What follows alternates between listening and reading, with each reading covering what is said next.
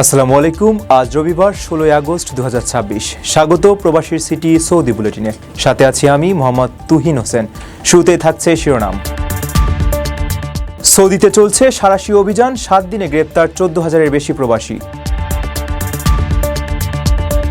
50 degree ছুঁতে পারে তাপমাত্রা, তীব্র দাবদাহ ও ধূলিঝড় নিয়ে সৌদিতে সতর্কতা জারি। হজের আবাসনে সেবার মান বাড়াতে সৌদির নতুন বিধিমালা, বাড়ানো হবে নজরদারি। আমিরাতে রাতারাতি ভাগ্য ঘুরল বাংলাদেশের, লটারি জিতে পেলেন 33 লাখ টাকা। মরুভূমিতে হারিয়ে যাওয়ার 2 দিন পর উদ্ধার, অলৌকিকভাবে প্রাণে বাঁচলেন এক সুদানি। দর্শক দেখছিলেন শিরোনাম, এবারে পুরো খবর। প্রথমবারের মতো প্রবাসীর সিটিতে শুরু হলো কমার্শিয়াল শপ বরাদ্দ। আপনার ব্যবসাকে দিন একটি আধুনিক ও সম্ভাবনাময় ঠিকানা। একই সঙ্গে নিশ্চিত করুন ভবিষ্যতে লাভজনক বিনিয়োগ। সীমিত সংখ্যক কমার্শিয়াল স্পেস এখন বুকিং চলছে। স্ক্রিনে প্রদর্শিত নাম্বারে আজই যোগাযোগ করুন এবং আপনার পছন্দের শপটি বুকিং নিশ্চিত করুন। স্পেস সীমিত, তাই দেরি নয়, আজই বুকিং করুন। প্রবাসীর সিটি, আপনার ব্যবসা ও বিনিয়োগের স্মার্ট সমাধান। সৌদি আরবে মাত্র এক সপ্তাহে বিশেষ অভিযান চালিয়ে 14,500-এর বেশি প্রবাসীকে গ্রেপ্তার করেছে আইন শৃঙ্খলা রক্ষাকারী বাহিনী। এরই মধ্যে প্রায় 13,000 অবৈধ প্রবাসীকে নিজ দেশে ফেরতও পাঠানো হয়েছে। এছাড়া অবৈধ প্রবাসীদের যে কোনো ধরনের সহায়তা বা আশ্রয় দিলে 15 বছরের কারাদণ্ড ও বিশাল অঙ্কের জরিমানার হুঁশিয়ারি দিয়েছে সৌদি স্বরাষ্ট্র মন্ত্রণালয়। সৌদি আরবে আবাসিক, শ্রম ও সীমান্ত নিরাপত্তা আইন লঙ্ঘনের অভিযোগে মাত্র এক সপ্তাহে 14,500-এর বেশি প্রবাসীকে গ্রেপ্তার করেছে আইন শৃঙ্খলা রক্ষাকারী বাহিনী। 6 থেকে 12 আগস্ট পর্যন্ত পরিচালিত বিশেষ যৌথ অভিযানে এসব অবৈধ বাসিন্দাকে আটক করা হয়।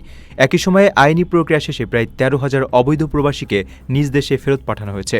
অবৈধ অভিবাসন ঠেকাতে এটি সৌদি সরকারের চলমান কঠোর পদক্ষেপের একটি বড় অংশ। গ্রেপ্তার হওয়া ব্যক্তিদের মধ্যে সবচেয়ে বেশি রয়েছেন আবাসিক ও শ্রম আইন অমান্যকারীরা। এছাড়া অবৈধভাবে সীমান্ত পেরিয়ে সৌদিতে প্রবেশের চেষ্টাকালে আরও প্রায় 1,500 জনকে আটক করা হয়, যাদের বড় অংশই ইথিওপিয়া ও ইয়েমেনের নাগরিক। এসব অবৈধ প্রবাসীকে আশ্রয়, যাতায়াত ও কাজের সুযোগ দেওয়ার অপরাধে আরও 22 জনকে আইনের আওতায় আনা হয়েছে। বর্তমানে 32,000-এরও বেশি প্রবাসীর বিরুদ্ধে আইনি ব্যবস্থা গ্রহণের প্রক্রিয়া চলমান রয়েছে। অবৈধ প্রবাসীদের নিজ দেশে ফেরাতে এরই মধ্যে 18,000-এর বেশি ব্যক্তিকে ভ্রমণ নথির জন্য তাদের নিজ নিজ দূতাবাসে পাঠিয়েছে কর্তৃপক্ষ। সৌদি স্বরাষ্ট্র মন্ত্রণালয় কঠোর হুঁশিয়ারি দিয়ে জানিয়েছে, অবৈধ অনুপ্রবেশকারীদের যে কোনো ধরনের সহায়তা, আশ্রয় বা যাতায়াতের সুবিধা দিলে সর্বোচ্চ 15 বছরের কারাদণ্ড এবং 10 লাখ রিয়াল পর্যন্ত জরিমানা হতে পারে। এমনকি অপরাধে ব্যবহৃত যানবাহন ও বাড়িও বাজেয়াপ্ত করার নির্দেশ দেওয়া হয়েছে। আপনার স্বপ্নগুলো আকাশ ছুবে প্রবাসীর হেলিকপ্টারের মাধ্যমে। বিয়ে, জন্মদিন অথবা যে কোনো বিশেষ প্রয়োজনে হেলিকপ্টার ভাড়া করতে যোগাযোগ করুন স্ক্রিনে দেয়া নাম্বারে। প্রবাসীর হেলিকপ্টার, নিরাপদ ও সাশ্রয়ী বাহনের বিশ্বস্ত নাম। সৌদি আরবের পূর্বাঞ্চলীয় প্রদেশ এবং রিয়াদ অঞ্চলের বেশ কিছু অংশে আগামী বুধবার পর্যন্ত তাপমাত্রা 47 থেকে 50 ডিগ্রি সেলসিয়াস পর্যন্ত ওঠার পূর্বাভাস দিয়েছে দেশটির আবহাওয়া দপ্তর। তীব্র দাবদাহের পাশাপাশি জাজান, আসির ও মক্কার পাহাড়ি এলাকায় বজ্রঝড় এবং মদিনা, মক্কা ও জাজানের উপকূলে তীব্র ধূলিঝড়ের কারণে দৃষ্টিসীমা শূন্যের কোঠায় নেমে আসতে পারে বলে সতর্ক করা হয়েছে। এই পরিস্থিতিতে স্থানীয় বাসিন্দা ও প্রবাসীদের সর্বোচ্চ সতর্ক থাকার পরামর্শ দিয়েছে কর্তৃপক্ষ। সৌদি আরবের বিভিন্ন অঞ্চলে আজ থেকে আগামী বুধবার পর্যন্ত তীব্র দাবদাহ বয়ে যাওয়ার পূর্বাভাস দিয়েছে দেশটির আবহাওয়া দপ্তর এনসিএম। বিশেষ করে পূর্বাঞ্চলীয় প্রদেশ এবং রিয়াদ অঞ্চলের পূর্ব ও দক্ষিণাংশে এই গরমের তীব্রতা ভয়াবহ রূপ নিতে পারে। আবহাওয়া দপ্তরের তথ্য মতে এসব এলাকায় সর্বোচ্চ তাপমাত্রা 47 থেকে 50 ডিগ্রি সেলসিয়াস পর্যন্ত ওঠার আশঙ্কা রয়েছে। এই চরম ভাবাপন্ন আবহাওয়ায় স্থানীয় বাসিন্দা ও প্রবাসীদের সতর্ক থাকতে বলা হয়েছে। আবহাওয়া সংক্রান্ত সর্বশেষ তথ্য পেতে এনসিএম-এর ওয়েবসাইট ও অফিসিয়াল সামাজিক যোগাযোগ মাধ্যমগুলোতে নিয়মিত নজর রাখার পরামর্শ দিয়েছে কর্তৃপক্ষ। তীব্র গরমের পাশাপাশি জাজান, আসির, আল বাহা ও মক্কার উঁচু পাহাড়ি এলাকাগুলোর কোনো কোনো স্থানে শিলাবৃষ্টি সহ বজ্রঝড়ের সম্ভাবনার কথা জানিয়েছে আবহাওয়া কেন্দ্র। এছাড়া তাবুক ও নাজরান অঞ্চলের বেশ কিছু এলাকায় ধূলিঝড়ের সতর্কতাও জারি করা হয়েছে। দমকা বাতাসের কারণে এসব এলাকায় বালি উড়ে গিয়ে চারপাশের দৃষ্টিসীমা মারাত্মকভাবে ব্যাহত হতে পারে। মদিনা ও মক্কার উপকূলীয় অঞ্চল থেকে শুরু করে জাজানের উপকূলীয় সড়ক পর্যন্ত এই ধূলিঝড়ের কারণে কিছু সময়ের জন্য দৃষ্টিসীমা একেবারে শূন্যের কোঠায় নেমে আসার আশঙ্কা করেছে আবহাওয়া দপ্তর। প্রবাসে কষ্টে অর্জিত অর্থ বিনিয়োগ করে প্রতারিত হওয়ার দিন শেষ। এবার বিনিয়োগ করুন সম্ভাবনাময় ও শরিয়াসম্মত ব্যবসায়। প্রবাসীর সিটির শেয়ার কিনে আপনিও হয়ে উঠুন আমাদের অগ্রযাত্রার একজন গর্বিত অংশীদার। প্রকল্পের অগ্রগতি ও ব্যবসায়িক সাফল্যের ভিত্তিতে রয়েছে 2 থেকে 3 গুণেরও বেশি হালাল মুনাফা। প্রবাসীর সিটির শেয়ার কিনে গড়ে তুলুন সমৃদ্ধ ভবিষ্যৎ। প্রবাসীর সিটি, প্রবাসীদের স্বপ্নের ঠিকানা। আসন্ন 2027 সালের পবিত্র হজ মৌসুমকে সামনে রেখে মক্কা ও মদিনায় হাজিদের আবাসন সুবিধার মান আরও উন্নত করতে নতুন বিধিমালা অনুমোদন করেছে সৌদি আরবের পর্যটন মন্ত্রণালয়।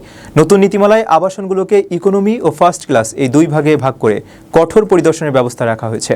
অগ্নি নির্বাপন, পরিষ্কার পরিচ্ছন্নতা, নিয়মিত রক্ষণাবেক্ষণ ও জরুরি সেবার উপর সর্বোচ্চ জোর দিয়ে হাজিদের জন্য নিরাপদ ও স্বস্তিদায়ক পরিবেশ নিশ্চিত করতে এই উদ্যোগ নেওয়া হলো। সৌদি আরবের মক্কা ও মদিনায় সম্মানিত হাজিদের থাকার জায়গা বা আবাসন সুবিধার মান আরও উন্নত করতে নতুন করে বিধিমালা ও মানদণ্ড হালনাগাদ করেছে দেশটির পর্যটন মন্ত্রণালয়। 2027 সালের পবিত্র হজ মৌসুমকে সামনে রেখে আবাসন প্রতিষ্ঠানগুলোর সেবার মান উন্নয়ন, পর্যাপ্ত প্রস্তুতি এবং সুষ্ঠু পরিচালনার লক্ষ্যে এই যুগান্তকারী উদ্যোগ নেওয়া হয়েছে। পাশাপাশি নিয়ম ভঙ্গকারী প্রতিষ্ঠানগুলোর জন্য শাস্তিমূলক ব্যবস্থার একটি তালিকাও অনুমোদন করেছে মন্ত্রণালয়। নতুন এই নীতিমালার আওতায় হজের সময় ব্যবহৃত আবাসনগুলোকে ইকোনমি বা ফার্স্ট ক্লাস এই 2 ভাগে ভাগ করা হয়েছে। প্রতিটি বিভাগের জন্যই আলাদা ও সুনির্দিষ্ট নিয়মকানুন বেঁধে দেওয়া হয়েছে। লাইসেন্স দেওয়ার আগে থেকে শুরু করে কার্যক্রম পরিচালনার প্রতিটি ধাপে কঠোর নজরদারি ও পরিদর্শনের ব্যবস্থা রাখা হয়েছে। বিশেষ করে অগ্নি নির্বাপন ও নিরাপত্তা ব্যবস্থা, নিয়মিত রক্ষণাবেক্ষণ, পরিচ্ছন্নতা, অভ্যর্থনা এবং নিরবচ্ছিন্ন জরুরি সেবা নিশ্চিত করার উপর সবচেয়ে বেশি জোর দেওয়া হচ্ছে, যাতে হাজিরা সম্পূর্ণ নিরাপদ ও স্বস্তিদায়ক পরিবেশে অবস্থান করতে পারেন। সৌদি পর্যটন মন্ত্রণালয় মুখপাত্র নাসের আল আনসারি জানিয়েছেন, হাজিদের আতিথেয়তা দেওয়া সৌদি আরবের শত শত বছরের পুরনো এক ঐতিহ্য ও জাতীয় দায়িত্ব। হাজিদের জন্য নিরাপদ ও সমৃদ্ধ আবাসন নিশ্চিত করে দেশের ভাবমূর্তি উজ্জ্বল করতেই এই মানদণ্ডগুলো তৈরি করা হয়েছে।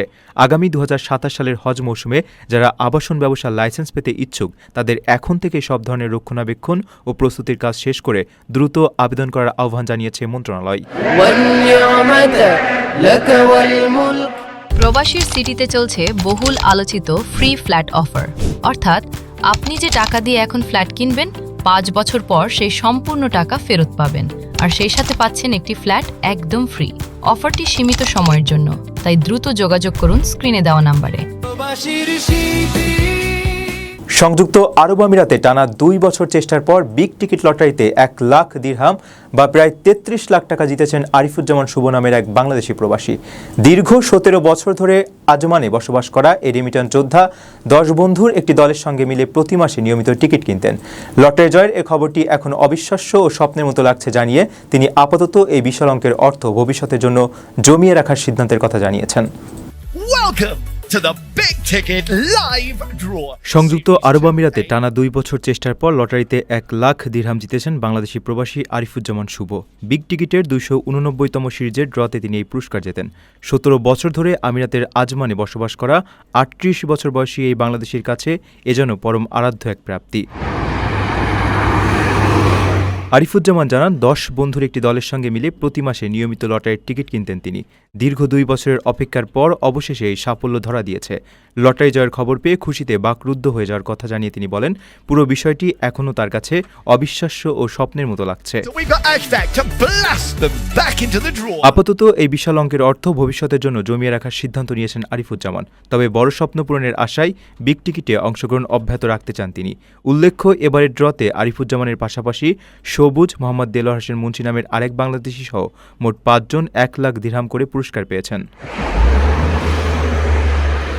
মরুভূমিতে পথ হারিয়ে টানা 2 দিন মৃত্যুর সঙ্গে পাঞ্জা লড়ার পর এক সুদানি গাড়ি চালককে অলৌকিকভাবে জীবিত উদ্ধার করা হয়েছে। নিখোঁজ হওয়ার প্রথম দিনেই বালুর বুকে ছাপ অনুসরণ করে একটি স্থানীয় স্বেচ্ছাসেবী সংগঠন ট্র্যাকটি খুঁজে পেলেও তখন চালকের খোঁজ পাওয়া যায়নি।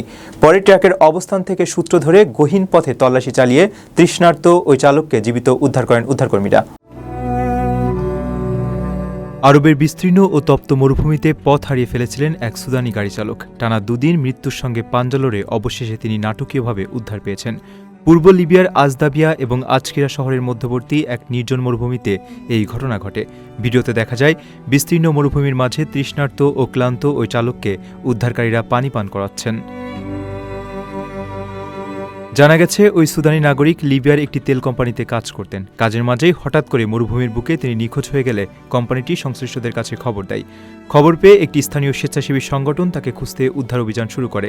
নিখোঁজ হওয়ার প্রথম দিনেই বালুর বুকে ছাপ অনুসরণ করে তারা তার ট্র্যাকটি খুঁজে পায়, কিন্তু ট্র্যাকটি পড়ে থাকলেও এর আশেপাশে চালকের কোনো খোঁজ না মেলায় সবার মাঝে গভীর উদ্বেগের সৃষ্টি হয়। তবে হাল ছাড়েননি উদ্ধারকারীরা। ট্র্যাকের অবস্থান থেকে সূত্র ধরে তারা মরুভূমির আরও গহীন পথে তল্লাশি চালিয়ে যেতে থাকেন। অবশেষে তাদের অক্লান্ত চেষ্টার পর মরুভূমির দূর প্রান্তে ওই চালককে একা হেঁটে আসতে দেখা যায়। ভিডিওতে দেখা যায় উদ্ধারকারী গাড়িটি দেখেই তিনি হাত নেড়ে সাড়া দিচ্ছেন। কাছে পৌঁছাতেই তাকে দ্রুত পানি খেতে দেওয়া হয়। টানা দুদিন মরুভূমির চরম বৈরী পরিবেশে আটকে থাকার পরও তাকে সুস্থ ও জীবিত অবস্থায় উদ্ধার করতে পেরে স্বস্তির নিঃশ্বাস ফেলেন সবাই। দর্শক, দেখছিলেন প্রবাসী সিটি সৌদি বুলেটিন। শেষ করার আগে শিরোনামগুলো জানিয়ে দিচ্ছি আরও একবার। সৌদিতে চলছে সাঁড়াশি অভিযান, 7 দিনে গ্রেপ্তার 14,000-এর বেশি প্রবাসী। 50 ডিগ্রি ছুঁতে পারে তাপমাত্রা, তীব্র দাবদাহ ও ধূলিঝড় নিয়ে সৌদিতে সতর্কতা জারি। হজের আবাসনে সেবার মান বাড়াতে সৌদির নতুন বিধিমালা, বাড়ানো হবে নজরদারি। আমিরাতে রাতারাতি ভাগ্য ঘুরল বাংলাদেশির, লটারি জিতে পেলেন 33 লাখ টাকা। মরুভূমিতে হারিয়ে যাওয়ার 2 দিন পর উদ্ধার, অলৌকিকভাবে প্রাণে বাঁচলেন এক সুদানি। এই ছিল সৌদি বুলেটিনের আজকের আয়োজনে। প্রবাসের সর্বশেষ সংবাদ পেতে ভিজিট করুন probastime.com। সাবস্ক্রাইব করুন আমাদের ইউটিউব চ্যানেল এবং চোখ রাখুন ফেসবুক পেজে। পরবর্তী বুলেটিন দেখার আমন্ত্রণ জানিয়ে আজকের মতো বিদায় নিচ্ছি আমি মোহাম্মদ তুহিন হোসেন। সেই পর্যন্ত সবাই ভালো থাকবেন এবং নিরাপদে থাকবেন। আল্লাহ হাফেজ।